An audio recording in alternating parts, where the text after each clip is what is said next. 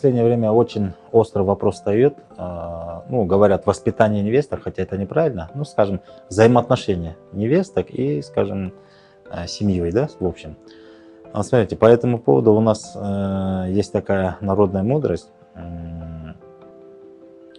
Гелиним сагайтам, герегем сагайтам, гелиним сенук. Есть такое пословица. Это. Вообще она в полной версии звучит так. Угум сагайтам, улум сенук, герегем сагайтам, гелиним сенук. Если дословно, то смотрите, ух и гереге это части юрты. То есть, когда мы говорим, кто-то обращается к какой-то части юрты, да, ну, там гереге это стена, ух это, ну, можно сказать, как какой-то предмет, ну, как крыша, да, скажем, то это не буквально надо понимать. Говорим, обращаемся к кому-то, но слушай ты, моя невестка, или слушай ты, мой сын, да? Это говорится о том, что в кыргызском обществе, ну, начнем с невесток, да? Невестка, она приходит в дом уже, ну, скажем так, она же чадо другого дома, другой семьи.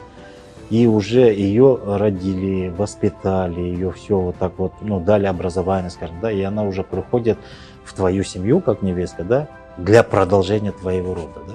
И поэтому кыргызы говорят, когда невестка приходит, когда женится, сын женится, да, тогда говорят пожелания сыну кушпоң бек болсун, то есть, чтобы тут сравнивают невестку как с птицей, как птица счастья.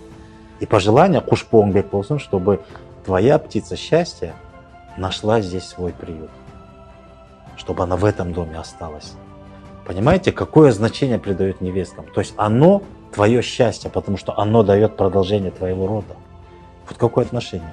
И когда говорят, но бывает же такое, что вот невестки где-то что-то, ну, молодые, где-то там допустили, ну, ошиблись, там не так сделали что-то, ну, не как положено, скажем, да, допустим. И тогда не приветствовалось, чтобы прямо в лицо вот так вот брали и воспитывали невестку, да, вот ты не права, надо так, надо не так. Нет. Что делали кыргызы? Кыргызы в таком случае, если они вот наблюдали какой-то вот, ну, там, скажем, мелкие ошибочки или неправильности, да, то в кругу семьи, где-то за дастарханом или еще в какой-то ситуации, чтобы все члены семьи, и в том числе и сама невестка, чтобы слушала, они рассказывают какую-то историю. И от третьего лица они рассказывают, там кто-то, мол, в какой-то подобной ситуации поступил как-то некорректно, неправильно. И от этого потом случилось так, что вытекло это все там каким-то, ну, нехорошими там последствиями. То есть в этом случае нужно в жизни знать, что вот такие вещи нужно правильно исправлять свои ошибки и так-то так. То есть какая-то мораль поучительная. Да, это намек, не прямом, а вот через какую-то историю, через какой-то пример жизненный, каких-то соседей или близких даже. И рассказывая через какой-то вот этот жизненный пример, тем самым они преподают урок своей невестке. Невестка, она сама поймет, что да, где-то она допустила. И в этом случае они ни в коем случае ее не принижают прилюдно, да, не оскорбляют, не задевают человеческого достоинства. Понимаете? Самое главное, чтобы не задеть достоинство человека, чтобы не принять, чтобы она не чувствовала себя неудобно, потому что она и так в этом доме, она только пришла, да? Она еще не выжилась, допустим. Или, ну вот, гелин, это вот прямой смысл, это пришедшая, да, в смысле. И чтобы она себя чувствовала здесь, как у себя дома, никогда не задевали ее ни достоинства, не принижали, тем более не оскорбляли. Чтобы получил урок, но без ущерба. Без ущерба, да, достоинства, и чтобы она впоследствии, она, чтобы это извлекла урок, понимаете? Какое отношение было? И теперь, если говорить о сыновей, вот угум сагайтам, улум сынок, да, это то же самое.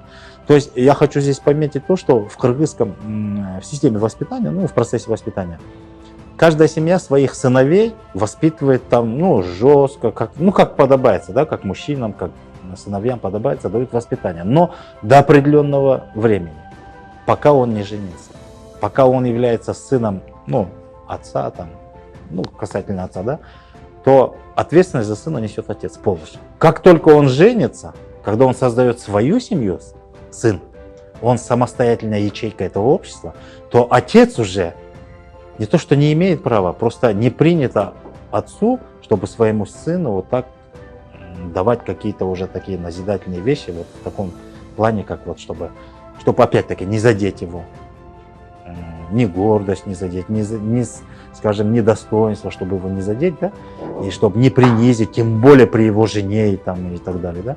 И вот они тоже говорят там какую-то историю так, чтобы сын понял, что в данной ситуации сын где-то допустил какую-то ошибочку, чтобы его достоинство не принизить, не унизить, не оскорбить своего же сына при невестке, скажем так.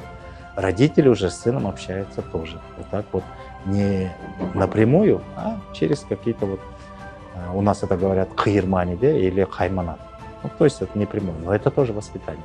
То есть родители, они собственным жизненным опытом, они достигли какого-то уровня мудрости, и они всегда по жизни они будут вести своих сыновей. Но в зависимости от статуса уже подача этого воспитания уже меняется. Это все говорит о культуре, это все говорит о, ну скажем, об отношениях.